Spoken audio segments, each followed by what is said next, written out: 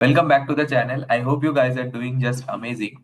So let's see today's daily challenge on Leetcode and try to solve it together. So today's challenge is based on DP on grids. Okay, so if you don't know, I am teaching DP from very basic to advanced in one of my playlists. The link you will get in the description. Okay, so in that playlist, just the last video I uploaded just few days back. This that question is also based on a very similar pattern. The name of the question is maximal square. Okay, so I will suggest you to first try to solve that question. You just Google search it maximum square lead code and you will find the question, and definitely try to solve that question first and then only move to this question. Otherwise, I mean, you can also directly start seeing this video. Will be no problem. I will try to ensure that. So let's see the question at first.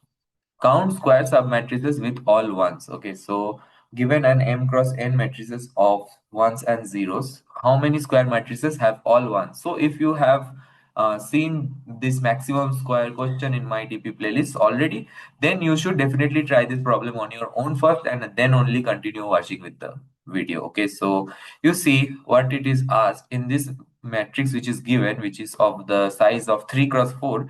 There are 10 squares of side 1. Oh, as you can easily see here that there are 10 squares of side 1s because there are 10 ones, and there are 4 squares of side 2. So you can see 1, 2, 3, 4. There are 4 squares. Okay, so this the in a 3 cross 3 grid, this will be the first 2 cross 2 square. This will be another 2 cross 2. This will be another 2 cross 2, and this will be another 2 cross 2. I hope you can easily visualize that. Okay, and there is one square of side length 3. So total number of squares are 10 plus 4 plus 1. Okay, so you see what we try to do at first in this problem is, since this problem is very similar to the maximal square question, that question is basically tells you that what is the maximum possible length of the square that consists of all ones in a matrix. Okay, so if you consider this matrix, uh, let me just draw it. If you just consider this matrix, the maximum square of side 3 can be formed. You can see the maximum square of side 3 can be formed. And it is a typical DP solution problem. Okay, so how will you do that?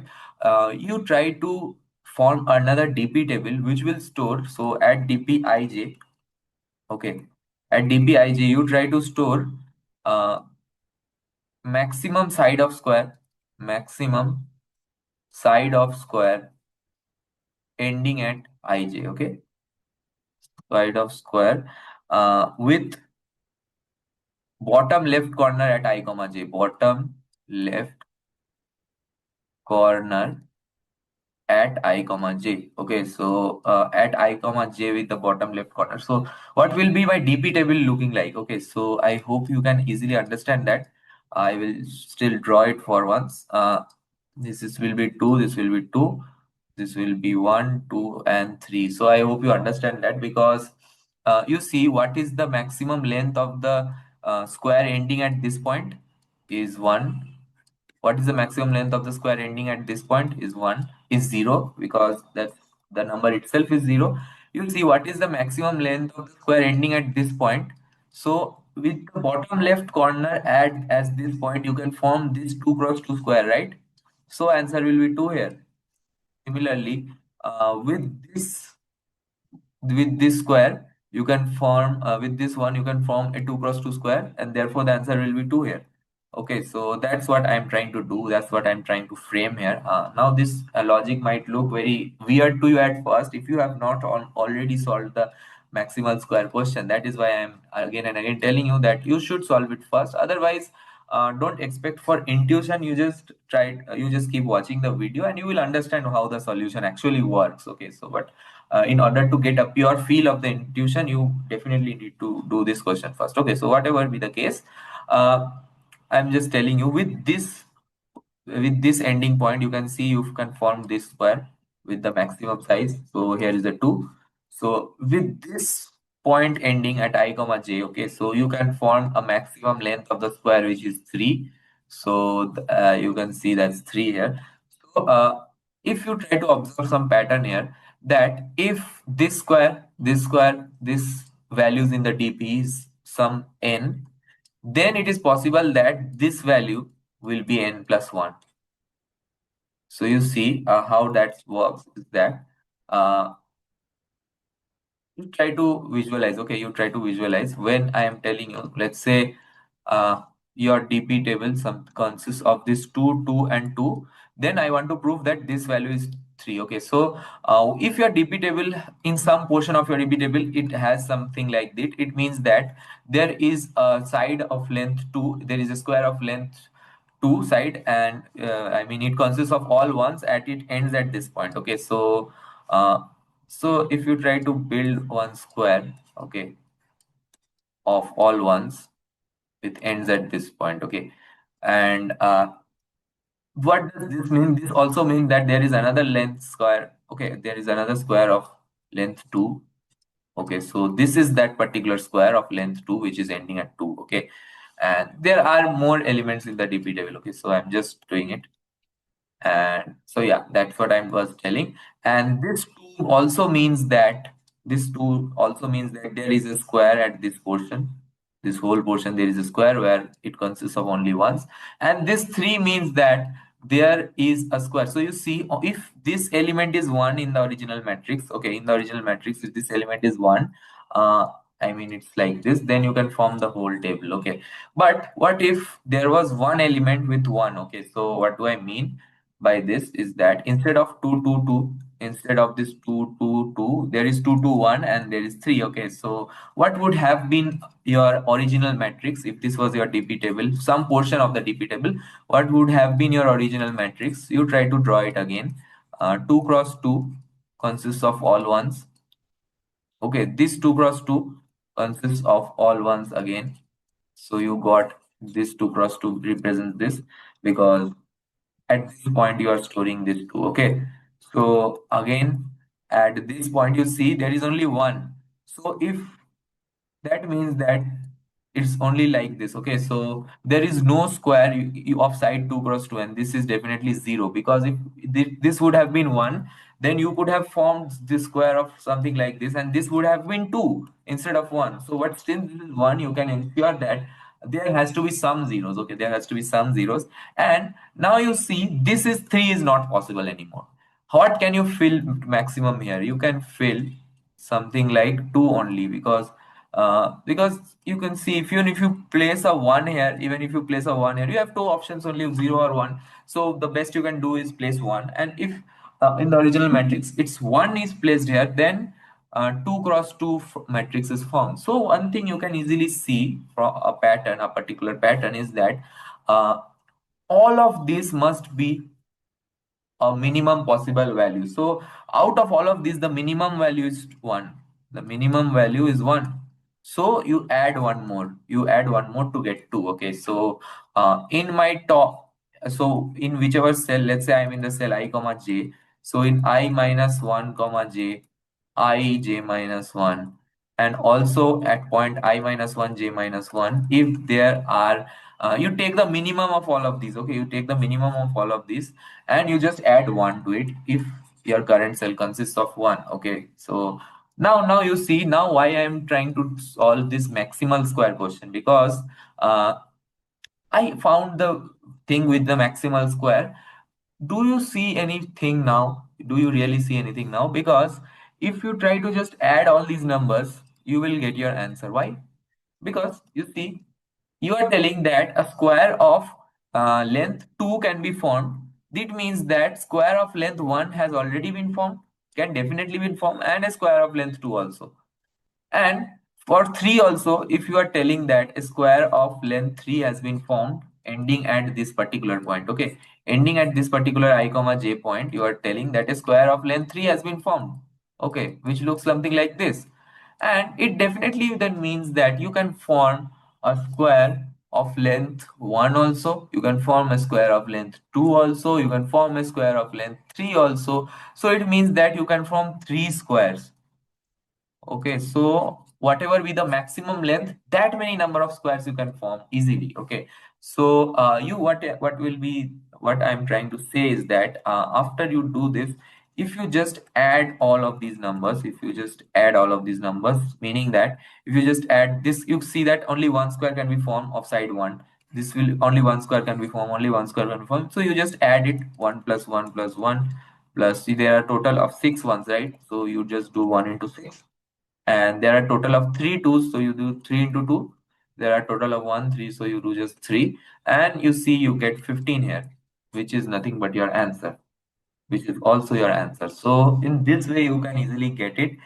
So square of maximum length side of 2 means that square of length 1 can also be formed and 2 can also be formed. So if you try to generalize this statement, if you get a square of maximum length n, you can form all the squares of maximum length 1 2 3 all the way till n.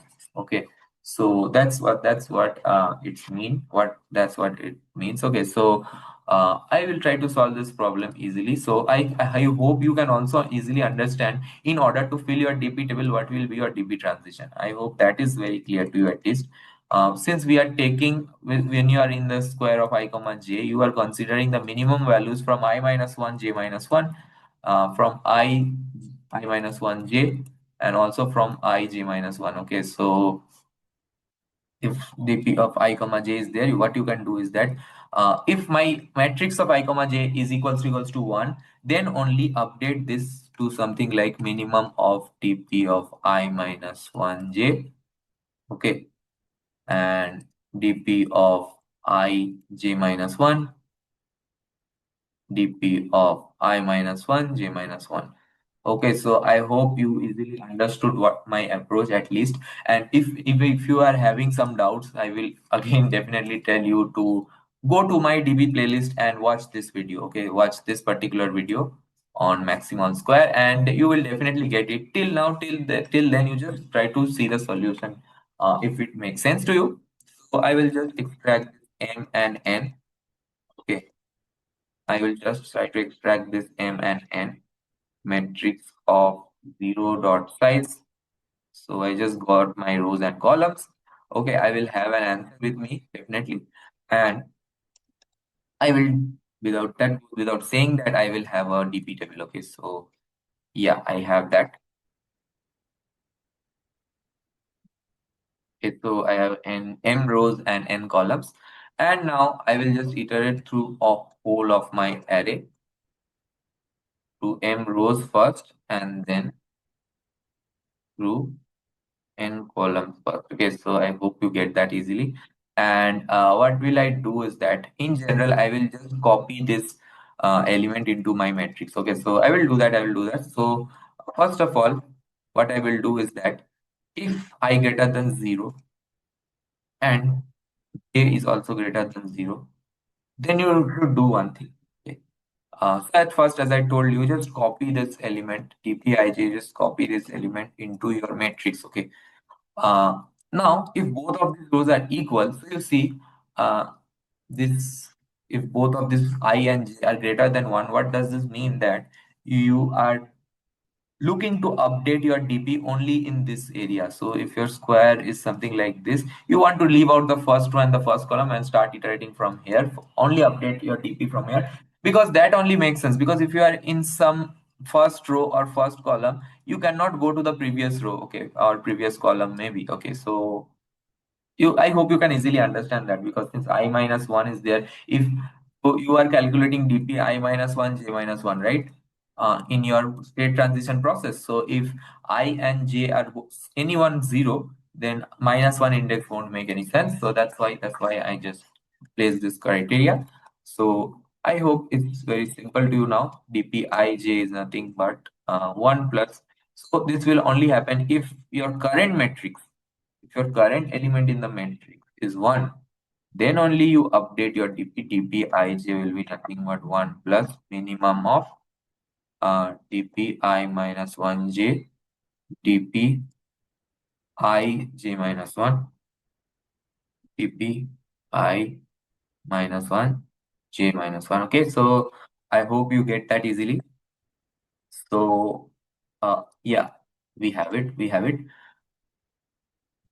So yeah, that's done. But you need to definitely add your dpij into your answer. So as I told you, after forming the dp table, So as you are updating one value in your answer, you are just adding it. Okay, so you are just adding 1 plus 1 plus 1 plus 1 plus 1 plus 2 plus 2 plus 1 plus 2 plus 3. So you're just adding it to form 15. Okay, so if you, so that's simple. That's simple. I already explained you that if you can form a square of side n, it means that you can definitely form squares of side which is less than n, and definitely you will get n such squares. Okay, so that's why I am just adding this answer to my DP, and I will just return this answer. So it will be as simple as that. Okay, so I will just try to run it and check now.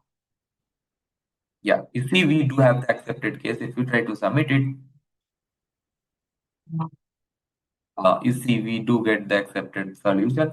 So I was submitting it few times, sometime before, and I was getting an 80% bits with the same course. I don't know what's the error now, but yeah, I hope it's quite simple. I hope you already understood the approach. The time complexity is nothing but O of m into n, and there should not be any difficulty in this because m and n are in the range of 300. Okay, so that's really easy. Even if it was 1000, it would have been worked, this method. So yeah, I guess this was clear to you. So yeah, that's all for this video, I will say. Keep practicing, definitely, and keep improving. Keep watching my videos too. Thank you so much.